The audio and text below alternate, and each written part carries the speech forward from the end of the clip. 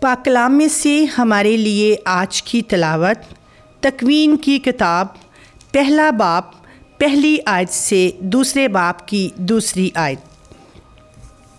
کائنات کی تخلیق۔ ابتدا میں خدا نے آسمان اور زمین کو خلق کیا، اور زمین ویران اور سنسان تھی، اور گہراؤں کے اوپر اندھیرا تھا، اور روح خدا پانیوں پر جنبش کرتی تھی۔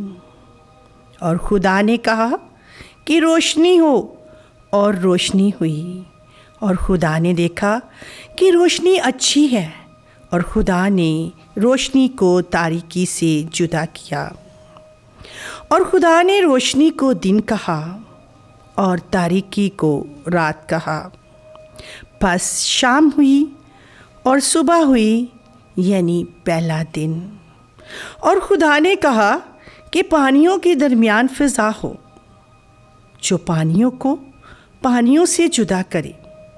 تب خدا نے فضا کو بنایا، اور فضا کے نیچے کے پانیوں کو فضا کے اوپر کے پانیوں سے جدا کیا۔ اور ایسا ہی ہوا۔ خدا نے فضا کو آسمان کہا۔ پس شام ہوئی اور صبح ہوئی، یعنی دوسرا دن۔ اور خدا نے کہا کہ آسمان کے نیچے کا پانی ایک جگہ جمع ہو، تاکہ خشکی نظر آئے، اور ایسا ہی ہوا۔ اور خدا نے خشکی کو زمین کہا، اور مجمع ہوئے پانی کو سمندر کہا۔ اور خدا نے دیکھا کہ اچھا ہے۔ اور خدا نے کہا کہ زمین سبز نباتات اور بیجدار پودوں اور پھل دینے والے میوہ دار درختوں کو ان کی اپنی اپنی قسم کے مطابق، اور جو زمین پر اپنے آپ ہی میں بیج رکھیں، اگائے۔ اور ایسا ہی ہوا۔ تب زمین نے سبز نباتات اور بیجدار پودوں اور پھل دینے والے میوہ دار درختوں کو ان کی اپنی اپنی قسم کے مطابق اگایا۔ اور خدا نے دیکھا کہ اچھا ہے۔ پس شام ہوئی اور صبح ہوئی، یعنی تیسرا دن۔ اور خدا نے کہا کہ آسمان کی فضا میں نیر ہوں، کہ دن کو رات سے جدا کریں، اور وہ زمانوں اور دنوں اور برسوں کے امتیاز کے نشان ہوں، اور وہ آسمان کی فضا میں چمکیں کہ زمین کو روشن کریں۔ اور ایسا ہی ہوا۔ پس خدا نے دو بڑے نیر بنائے، ایک نیر اکبر جو دن پر حکومت کرے، اور ایک نیر اصغر جو رات پر حکومت کرے، اور ستارے بھی۔ اور خدا نے انہیں آسمان کی فضا میں رکھا کہ زمین کو روشن کریں، اور دن پر اور رات پر حکومت کریں، اور روشنی کو تاریکی سے جدا کریں۔ اور خدا نے دیکھا کہ اچھا ہے۔ پس شام ہوئی اور صبح ہوئی، یعنی چوتھا دن۔ اور خدا نے کہا کہ پانی رینگنے والے جانداروں کو پیدا کرے، اور پرندوں کو جو زمین کے اوپر آسمان کی فضا میں اڑیں۔ اور خدا نے دو بڑے دریائی جاندار اور ہر قسم کے حرکت کرنے والے جانداروں کو، جنہیں پانی نے ان کی اقسام کے مطابق پیدا کیا، اور تمام پردہ جانوروں کو ان کی اقسام کے مطابق بنایا۔ اور خدا نے دیکھا کہ اچھا ہے۔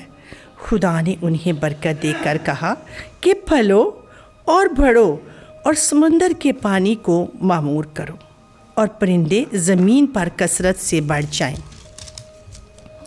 پس شام ہوئی اور صبح ہوئی، یعنی پانچواں دن۔ اور خدا نے کہا کہ زمین جانداروں کو ان کی اقسام کے موافق چوپاؤں، کیڑے مکوڑوں اور جنگلی جانوروں کو ان کی اقسام کے موافق پیدا کرے۔ اور ایسا ہی ہوا۔ اور خدا نے جنگلی جانوروں کو ان کی اقسام کے مطابق چوپاہوں، اور زمین پر رینگنے والے جانداروں کو ان کی اقسام کے مطابق پیدا کیا۔ اور خدا نے دیکھا کہ اچھا ہے۔ انسان کی پیدائش۔ اور خدا نے کہا کہ ہم انسان کو اپنی صورت پر اپنی مانند بنائیں، और वो समुंदर की मछलियों और आसमान के परिंदों और चुपाहों और गुल रुए ज़मीन और सब कीड़े मकोड़ों पर और कुल रुए ज़मीन और सब कीड़े मकोड़ों पर जो ज़मीन पर रेंगते हैं हुकूमत करे। और खुदा ने इंसान को अपनी सूरत पर पैदा किया, खुदा की सूरत पर उसने उसे पैदा किया, नर और नारी उन्हें पैदा किया। और खुदा ने उन्हें बरकत दी और कहा कि फलो और बढ़ो और ज़मीन को मामूर व महकूम करो और समुंदर की मछलियों और आसमान के परिंदों और सब जिंदा मखलूक़ात पर जो ज़मीन पर चलती हैं हुकूमत करो।